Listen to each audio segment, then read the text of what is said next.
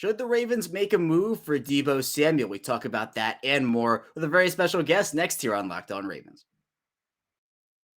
You are Locked On Ravens, your daily Baltimore Ravens podcast, part of the Locked On Podcast Network, your team every day.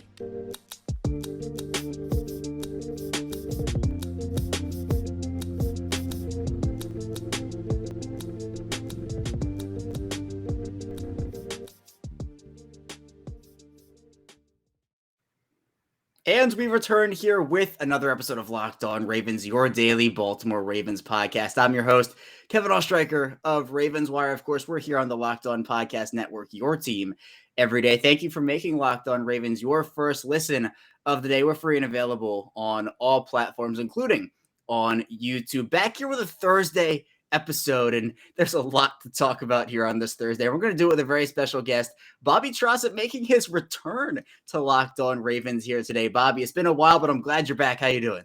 Oh, Kevin, I appreciate you inviting me back, man. I did enough to get a call back. Let's do it. I'm excited to get into it. We got a lot more to talk about than we did a couple months ago, which was the dead of offseason. There's only a little bit of a news cycle that we got to dive into, so let's do it. Yeah, just a tiny bit of stuff to dive into. And we'll get into Deebo Samuel and his fit on the Ravens if it were to happen in the second segment. But Bobby, we talked before free agency actually started, so I haven't gotten to hear your thoughts on just what this team has done so far. Now, the first day of free agency, quite literally nothing happened for the Ravens. There were no signings, no guys going elsewhere.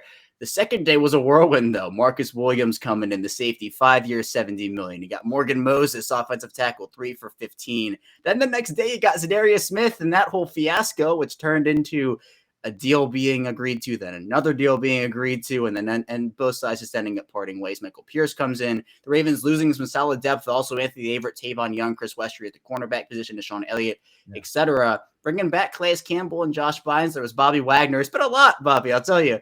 But how do you think this team has done so far during the offseason with their additions, the subtractions taken into account too? What are your overall thoughts? Yeah, well, on my way over to the studio to come do this with you, I ran into a listener in the street, and he asked a very similar question, but more so specifically, how do you think they're going to fare next year? And based on the moves that have been made throughout free agency. And I kind of was like, well, listen, a lot of this hinges on the things that we have absolutely no idea about nor control over. And that is the rehabs of a number of these key pieces that went down either for the entire season or in key spots last year, Kevin. And you know the types of players that we're talking about, right? The J.K. Dobbins, the Gus Edwards of the world, Ronnie Stanley from 2 seasons ago now at this point, Marcus Peters and Marlon Humphrey on the opposite ends of the field.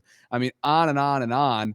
And so, we don't know where they are in their respective rehabs, and we probably won't know until the beginning of the regular season. I'd imagine we're not going to see the majority of those names that I just mentioned getting decent, significant reps throughout training camp, especially I would definitely not think OTAs, a guy like Ronnie Stanley. They have to be very careful. A lot of these guys are going to be on a pitch count. So it's hard to evaluate how this team did in free agency, because I think we would be less underwhelmed about their free agency moves or lack thereof if it weren't for the uncertainty about a lot of these guys' rehabs. That makes sense?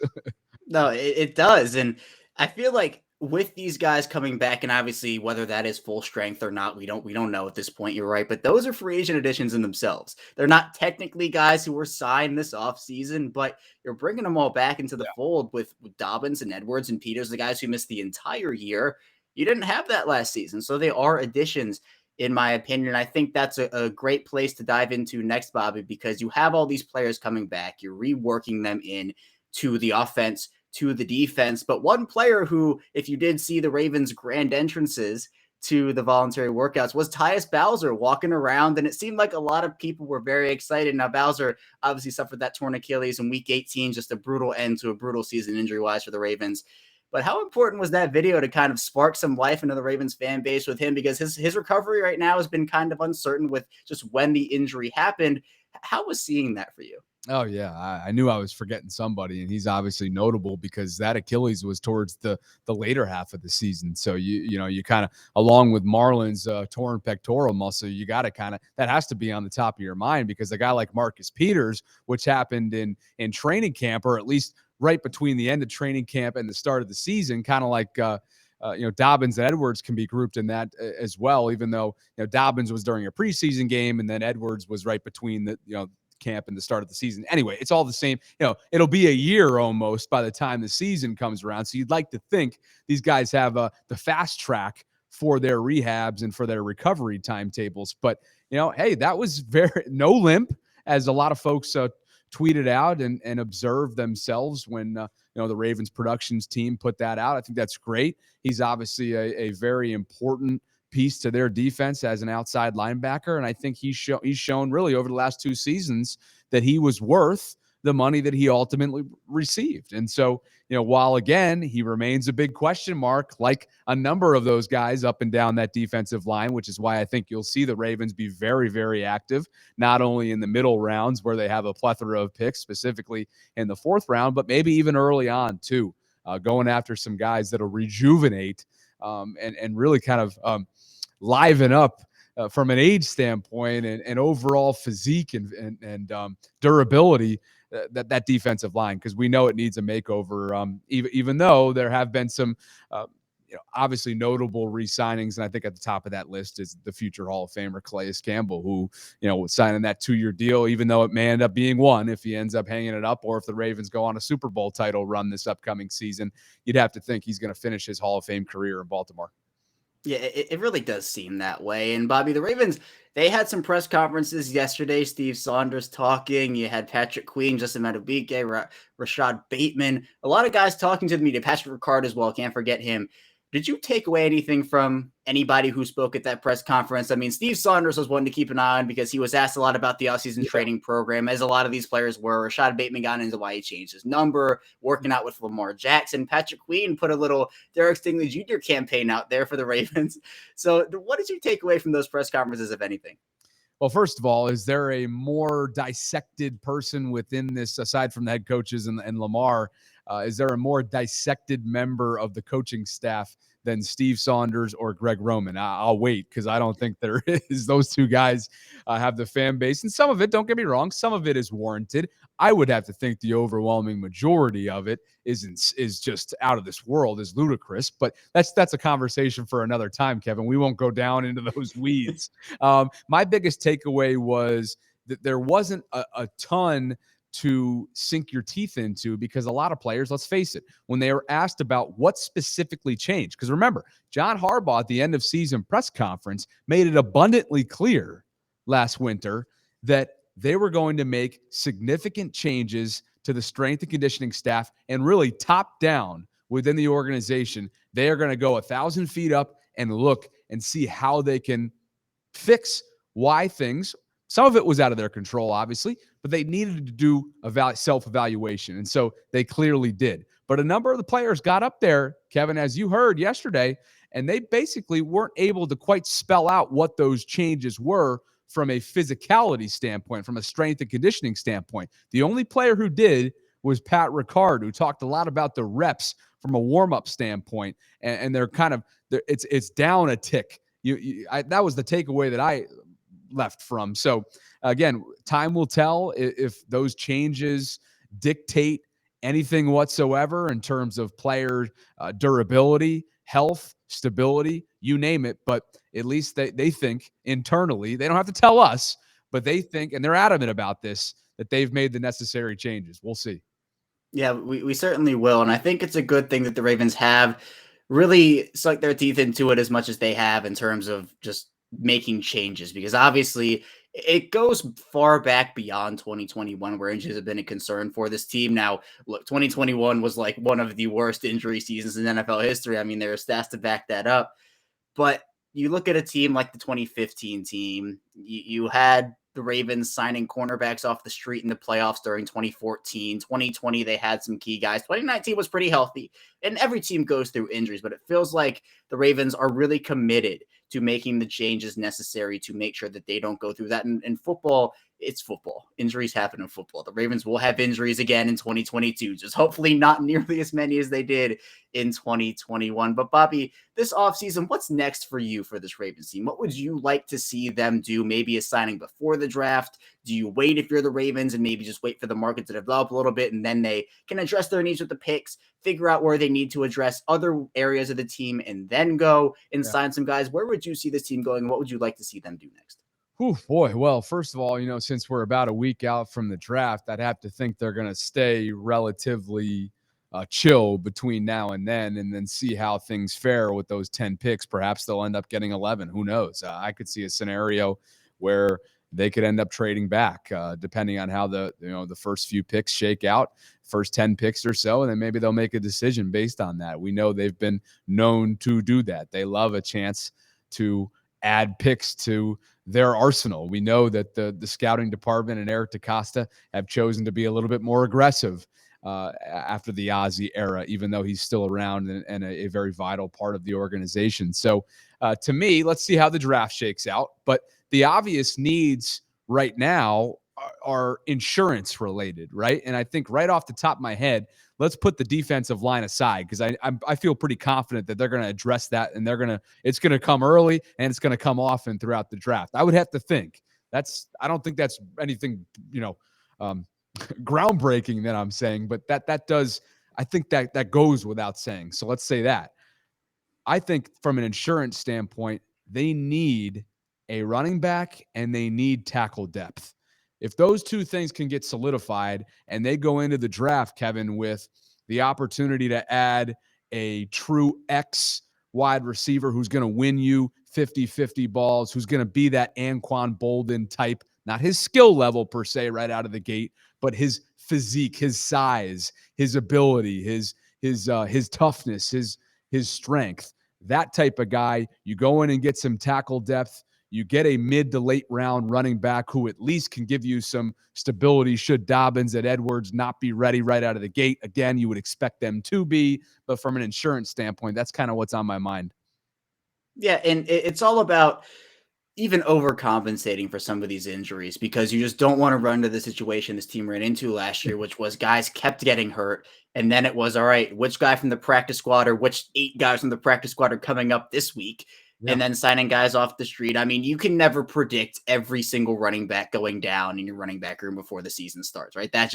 It was unfathomable just how quickly Edwards and Dobbins and Hill all went down. So that's something where at the running back position, you don't know how Dobbins will fare early on. You don't know how Edwards will fare early on. You hope they do well. You hope it's all okay, but you have to get that insurance. And I think the tackle position, you talked about it, Bobby.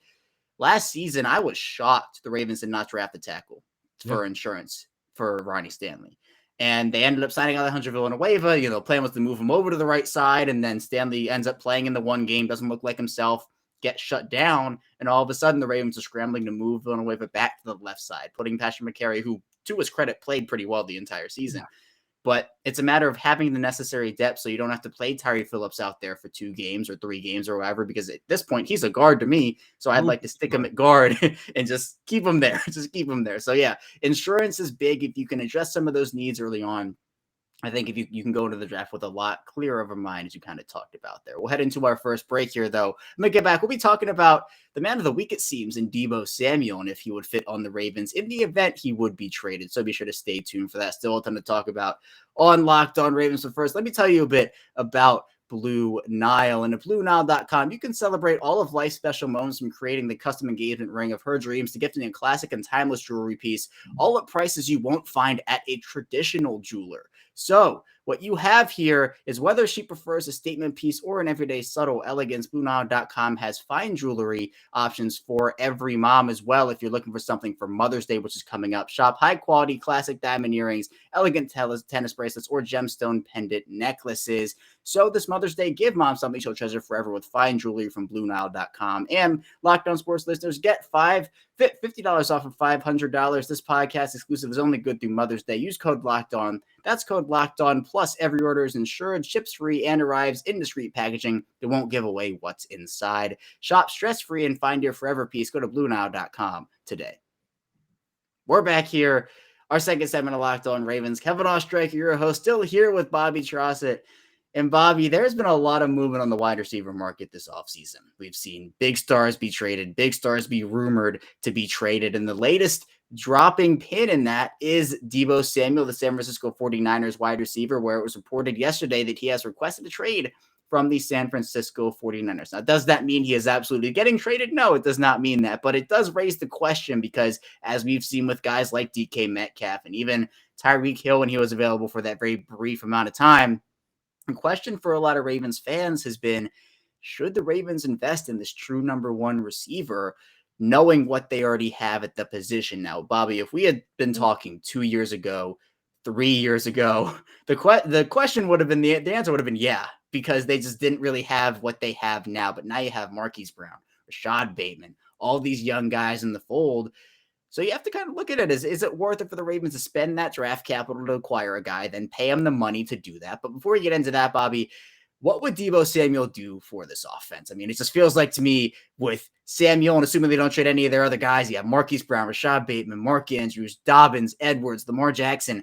That just feels like a lethal offense. Oh, without question. Yeah. I mean, think about what he's done, both in the air and on the ground. I mean, San Francisco, Kyle Shanahan unlocked a beast in this dude. And that 2021 All-Pro caliber season he put forth was something to see. I mean, incredibly explosive, just a threat on every level of the field. And so the explosiveness speaks for itself. And I think he would obviously be a major key to an already robust Ravens offense. At least it was in 2020. And at times in 2021, before we all know what happened last year from an availability standpoint. So, yeah, I think here's a dude who now, remember, Kevin, he's made it very clear, though, throughout this process that he doesn't necessarily want to be that Superman guy. Like his position is a wide receiver. He wants to be paid like it. He wants to be treated like it. And he wants to be brought into whatever organization that might be after San Francisco, even though he did come out and kind of, I guess, like refute those leaked tweets or, through Jeff Darlington, which was interesting because Jeff from ESPN, who's a very credible reporter, made it very clear that he spoke to Deebo one-on-one. And then Deebo just tweeted, yesterday, basically saying that, the only folks that know what's going on is himself, his agent, and the 49ers. So who knows how things get leaked. But nonetheless, he wants to be paid like it. Not sure it can come from Baltimore. I know we're going to talk a little bit about what it would look like in terms of structure next. So I'll save that for your next question. Yeah, it seems like the whole Samuel thing, he had said, I think it was at the Pro Bowl, he said, yeah, he was asked what's his position. He goes, I'm a wide back or something like that. And in terms of when you split that up to wide receiver and running back, who gets paid more? It's the wide receivers, and it's by a very, very wide margin. Yeah. So I don't blame him one bit for wanting to be paid like a wide receiver if that is indeed what's going on. And it does seem like the refuting or whatever is going on there, it's an interesting kind of twist to this whole situation. So it's another interesting part in that. But Bobby, you're right. My next question is about just how this would look, the structure that would go into it. Yeah. Because as the question has been with the wide receivers, not only would you have to trade a pretty big ransom of capital to acquire a talent like Samuel, but the contract that comes after that will probably take up anywhere from, $15 to $25 million per season. It feels like with this wide receiver market absolutely booming right now with extensions for Devontae Adams and Tyreek Hill, et cetera, so many guys getting these big money contracts, a player like Samuel's going to command an absolute boatload of money, and deservingly so. He's done enough at this level to prove that he deserves that. But would you, Bobby, if you had the keys to this Ravens organization, look at a player like Samuel, look at the draft capital you have to give up and the contract and say, this is a thing we want to be in on? Well, I think about what just happened with Denzel Ward, right? As Cleveland continues to just dole out guaranteed money and piss off the entire league. Let's be honest, right? That's what they're doing with a number of these moves. But with the Denzel move specifically, and I got to shout out our guy Spencer Schultz, who kind of led me on to this on Twitter yesterday. He pointed out that with the Denzel deal, although it's a deal that's worth up to $100 million over 5 years, which is big time money for a cornerback, obviously, and it's more than Marlon Humphrey. And even though he tweeted out his support, I would imagine he's a little jealous, as we all would be, because we're competitors. But the key here is, although it looks like they're breaking the bank, and they are over a 5-year basis, it's only a $5 million cap hit for 2022. And I think that's so crucial and important here, because if the Ravens want to go after a splash guy like Deebo Samuel, there's no reason why they can't restructure within the front office a deal similarly. And of course, there will be draft capital, to your point, probably would include the 14th overall pick in this year's draft, I would think, and other future ones, perhaps, if not more this year. I think that there's a way to do that. Now, whether the Ravens would or not, I would bet that they would not. And I don't think there's anything groundbreaking about that bet. I don't think it's very risky either, Kevin. We know how they do business. They love their draft capital. It's their baby. And I don't see Eric DeCosta giving that up for a player like Deebo Samuel. I don't know how much they love this year's draft class. There's a lot of playmakers out there. We'll see. Yeah, it's definitely a wait and see situation. One, if Samuel's even going to be traded anywhere, if this gets resolved, doesn't get resolved. Yep. But, Eric DeCosta has said, he has said himself that the Ravens love getting swings at these guys in the draft, and hopefully they hit on whether it's 9 out of 12 or however many out of however many. Then when those guys turn out to become stars, some of them, they leave, new guys come in on cheap deals. Then new guys come in on cheap deals. And look, if it was me, I would be in on Deebo Samuel. I understand, yes, the draft capital would be a lot, the contract would be a lot, but a key point in this is the fact that, you look at just what would take this Ravens offense over the top. Like, what do they need to make this offense go from absolutely great to absolutely, all right, this is like a top 2, top 1 offense in the league right now. A player like Samuel, if you put him in this offense with Marquise Brown, with Rashad Bateman, with Mark Andrews, I mean, who are you committing resources to if you're a defense? I mean, you have to look at so many different directions. And that's even with the fact that if Samuel doesn't want to take the carries, you don't have to have him take carries. He's a phenomenal wide receiver without the running back part of that. But Bobby, an interesting point that I wanted to ask you about was, is there any inkling that you would, again, if you were holding the keys to this organization, put Marquise Brown in the trade for Deebo Samuel? Now, I think that it would be much better if the Ravens were to keep both and kind of have that. But the reality is the fact that Samuel would demand that large contract. He deserves that money. Marquise Brown is going to demand a large contract. He deserves that money. It would also kind of lessen the blow of draft capital. Would that be an avenue that you think makes sense for the Ravens if it would be young wide receiver for young wide receiver and some draft capital? Yeah, well, I won't mince my words here, Kevin. I'm not a huge Marquise Brown guy. I'm just not. And I think there's a number of reasons that back up that statement. I think there is some character concerns, to be honest with you. I think that we saw that play out throughout the course of this offseason with the way that he scrubbed all existence of the Ravens from his Instagram account. I think some generations above us, you and me, Kevin, would sort of roll their eyes at that comment. But I find that to be bizarre. I don't understand it, and, you can go back to that the Soldiers tweet from a couple seasons ago, which was just an emotional thing. I don't think it's a huge deal. To me, the answer to your question is I would, but because of his relationship with Lamar, and we all assume that he is your franchise quarterback, right? I mean, that's the plan here, unless some bomb gets dropped here within the next year or so after the 5th-year options played out. Their relationship's not going to allow that to happen, I don't think. And if you would be dealt, I would certainly wonder what that does for Lamar. So, although I'm lukewarm on Marquise, I think there's a couple other reasons aside from the off the field examples that I mentioned are, he's coming off his best season, right? He's coming off a season where, let's face it, no homegrown Ravens wide receiver had ever put up the numbers that he did. Let's give him his flowers for that. Now, it was with an extra game, 17th game. But when I look at Marquise, I still look at a guy who is not Tyreek Hill, and not many are, I'll give him that. But yards after the catch, I haven't seen enough of an improvement from that standpoint.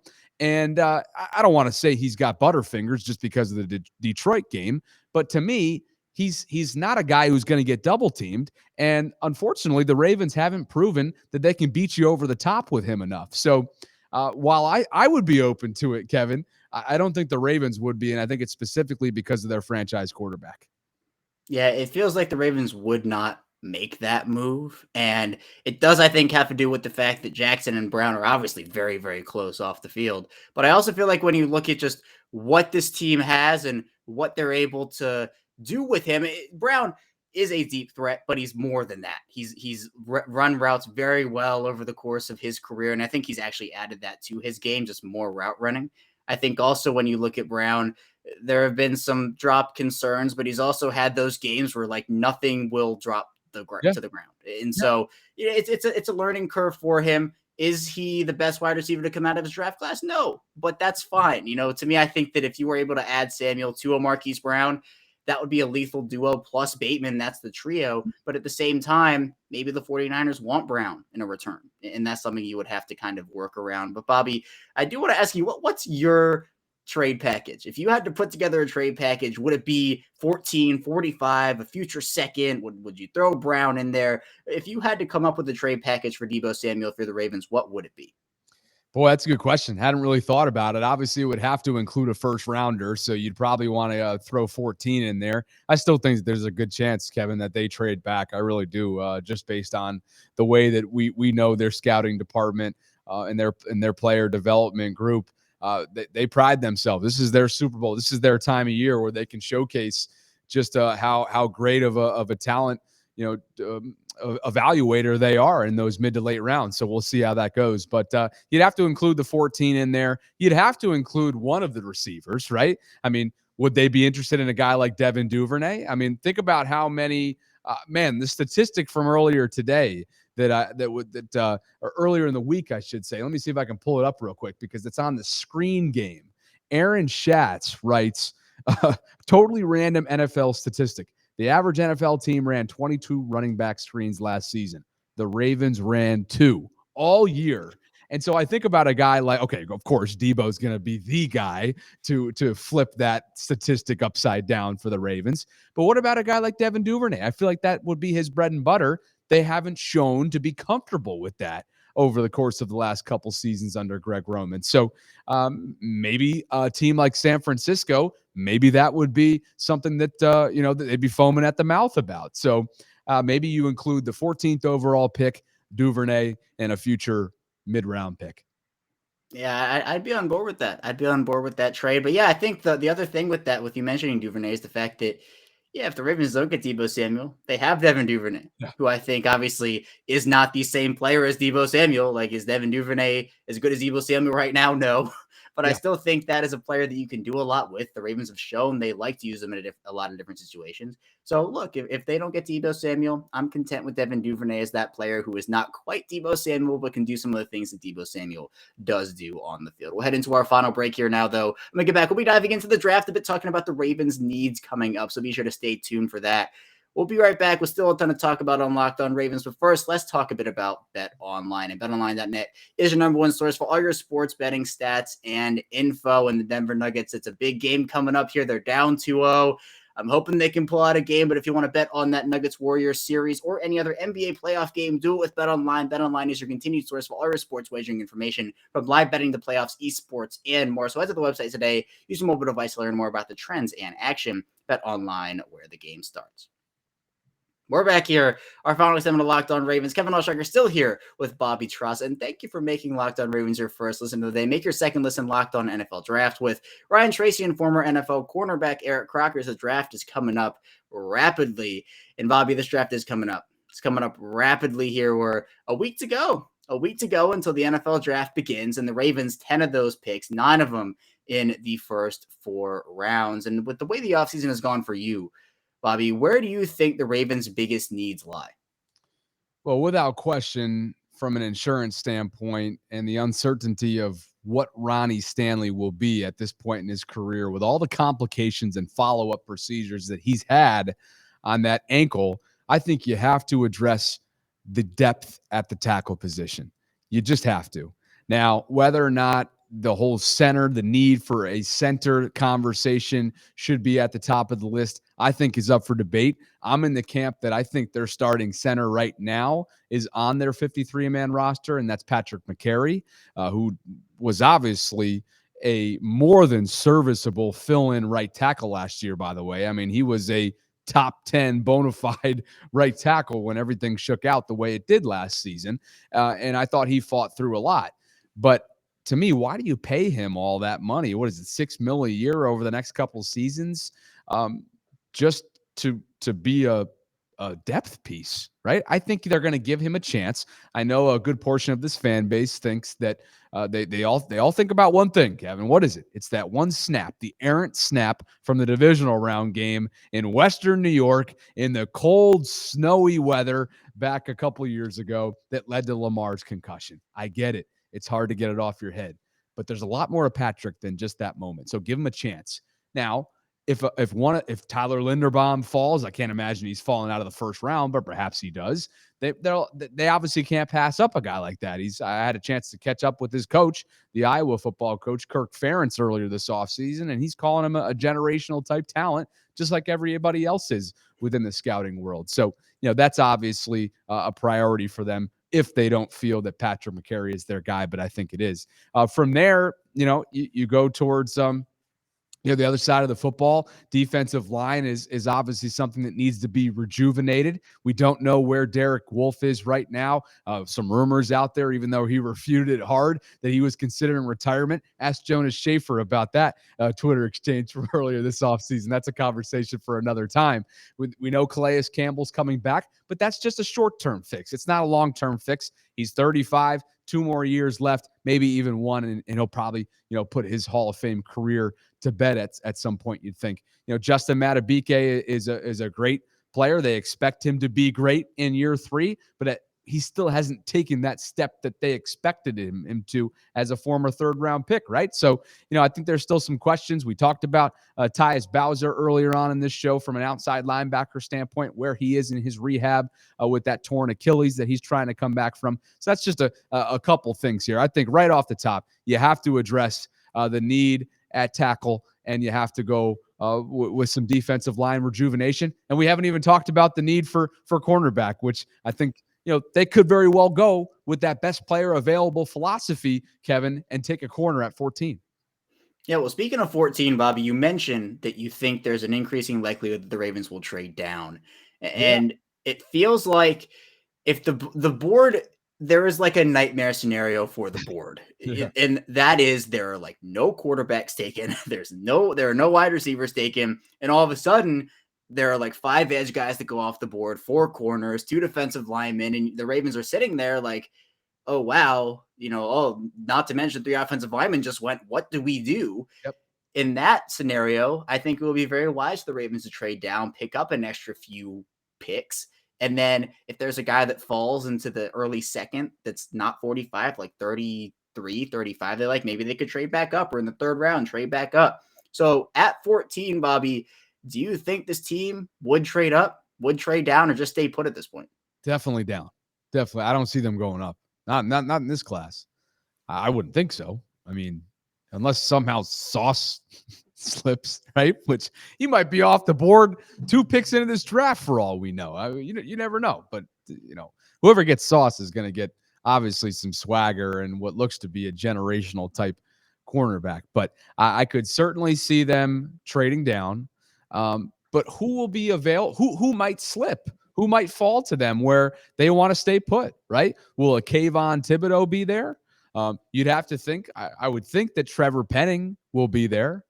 He seems to be trending in that top 16, top 18 type of area. So will a guy like, are they high enough on a guy like Derek Stingley Jr.? Do they think that they can get an Andrew Booth out of Clemson later on in that 40-ish range? I don't know, but we all know, Kevin, I think it's very clear that they would be willing, based on track record and philosophy, to trade back in an effort to continue to add to their arsenal, which is already double digits. Oh, yeah. And it seems like if there were to be a trade down, that situation where I'm mentioning a trade up later, it feels like that could be the case where the Ravens, if they trade to, like, let's say 21 or 22, let's say a guy falls to like 31 that they're like, oh, we didn't expect him to be here at this point. They could trade back into the first round, a la Lamar Jackson in 2018 at 32 to move up and get 2 first-round prospects, which I think would be a very wise decision for them if that were the case and what they were doing, because right around that 25 to 37, 40 range, Yep. there are a lot of prospects, and every year we see it, right, where these guys fall into the second round that you're kind of thinking, how in the world did this guy get into the second round? And then they'll go like the first pick, like T. Higgins did, and then the rest will be history. So you look at that, and it's a really interesting debate about just what this team will do with 14 in terms of trading up. To me, I think if Kayvon Thibodeau falls to 7, I'm making that move because he's just a generational talent, it feels like. And I know that's a pretty lofty term to put on a rookie, but I think he has that potential. Ike Ekwonu, he's my favorite in this class. He's not making it anywhere near the Ravens. So I feel, again, I think Derek Stingley would be a phenomenal fit for them. Sauce Gardner, you talked about, but it feels like if they trade down, this is a deep draft class. They have the options. Trade down candidates for me include guys like Trevor Penning, who would be more of a late first round pick, in my opinion. Sure. Tyler Linderbaum, who you talked about, could be a late first round pick, but the Ravens don't really invest draft capital in the center position, so it feels kind of far-fetched they would do that, but just so many different options for this team at number 14. But Bobby, that's all I have for you today. Thank you so much for joining me, coming on here on the show and making another appearance. But tell people, where can they find you and your work? Yeah, appreciate it, Kevin. You can find me at Bobby Trosset on all social media channels, whether that be Facebook, Twitter, Instagram, TikTok. I'm now kind of diving into. I'm late to the party. And then obviously I did just sort of sink my teeth into a new role full-time on YouTube where I'm churning out content on a daily basis. You know something about that as you grind your way for Locked On Ravens and a number of other platforms that you're busy on. I admire you, brother. So yeah, come on and hop over. And I will plug one other thing too, if I may.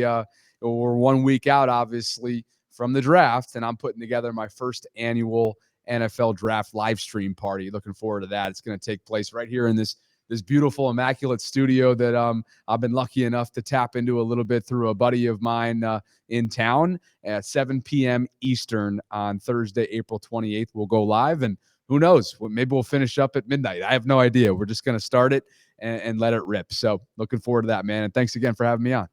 And thank you for coming on. And you heard Bobby's analysis here on this show today. If you want more of it, and you should, because why not? He's a great knower of Ravens football. Be sure to hop over to his YouTube channel, subscribe. We're here on YouTube too. So the YouTube connection is real here between Bobby and I. But thanks so much again, Bobby. That's all I have here today on Locked On Ravens. When we get back here tomorrow, we'll be rounding out the week with more Ravens talk. So be sure to stay tuned for that. And I will see you tomorrow.